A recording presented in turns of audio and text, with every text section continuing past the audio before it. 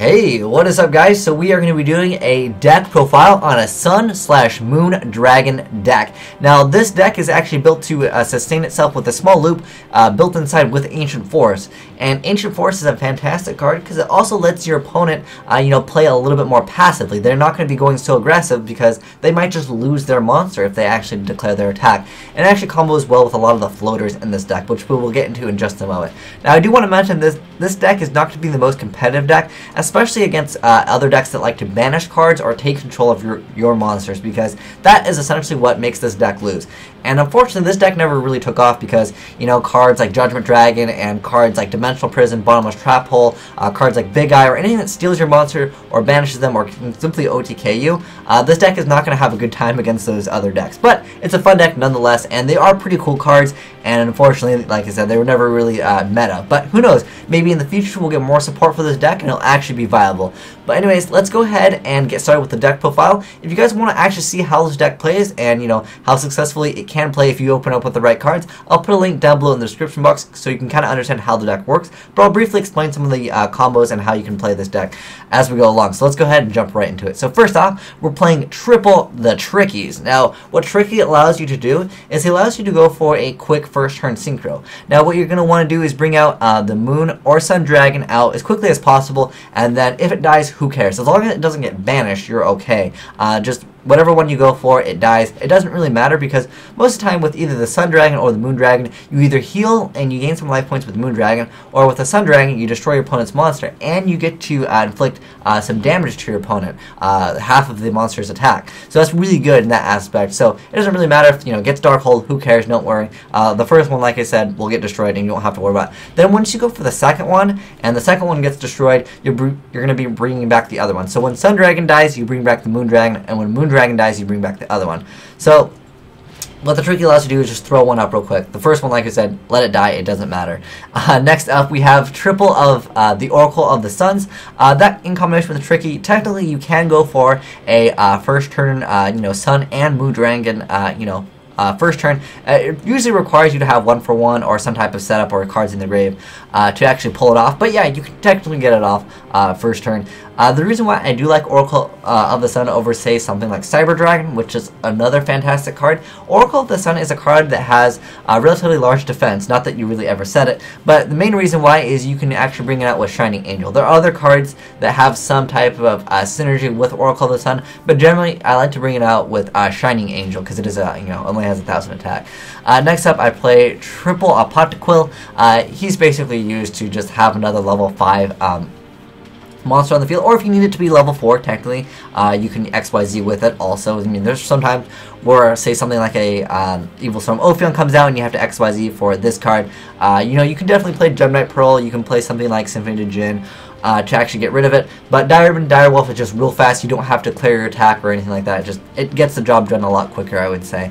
Next I would play 3 Giant Rat, and the reason why I like to play 3 Giant Rat is simply because it searches for all the tuners over here, and it also lets you float for monsters, and in combination with Ancient Force, all of your floater cards are actually really great because it lets you play really passively, and then your opponent, if they attack you, they're going to lose their monster, and you get another monster out. So it's really good in that aspect. Next I play 2 Shining Angel. Like I said, it's a searchable. It searches with Oracle of the Sun. Pretty much that's it. I wish that this card had lower attack, just simply so I can bring it with Shining Angel. But yeah, just 2 Shining Angel because it works. I wish one of these cards was dark. I wish like the ant over here was dark, so I could play BLS in the deck. But there is a reason why I'm not playing BLS, which we'll get into later. There is Triple Fire Ant Ascator, I believe it's pronunciation, but I'm not positive. I'll always butcher these pronunciations. But 3 Fire Ants, I mean, he's used to bring out the Sun Dragon. You actually need him. So these synchros are non-generic, which means it requires a certain one. The Moon Dragon actually requires Supe. So pretty much Oracle of the Sun plus the Supe equals Moon Dragon. Oracle of the Sun plus the Ant equals the Sun Dragon. So basically level 5 plus this equals the Sun Dragon, and any of the other ones just require Supe, and that brings out the Moon Dragon. Next up, Triple Supe, just because it's a searchable card off of Giant Rat. Like I said, all these cards bring You can bring them out with Giant Rat. Next up, Triple Effect Veiler. This will get rid of card effects like Big Eye, anything that steals your monster. I mean, Goyle Guardian's not legal anyways, but you know, anything that would steal your monster, Effect Veiler is, you know, fantastic. And pretty much is just Big Eye. Next up, Triplet Instant Fusion just allows you to quickly go for your stuff. You can see I was, you know, going to play BLS in here because I have my lights and my darks over here, but we'll get into later why I don't play it. 1 for 1. It brings out Effect Veiler also, that's another target, but usually I bring out Supe just to make a quick synchro. And sometimes you want to discard your cards because you can bring them back with Call of the Hunt or another card, which we'll talk about later, Limit Reverse. But yeah, Triple Supe, Triple Veiler, Triple Instant Fusion, and then 1 for 1, we already mentioned that. Next up, 2 Forbidden Lands, because I don't like to get D-Prison. D-Prison is an unfortunate thing to run into.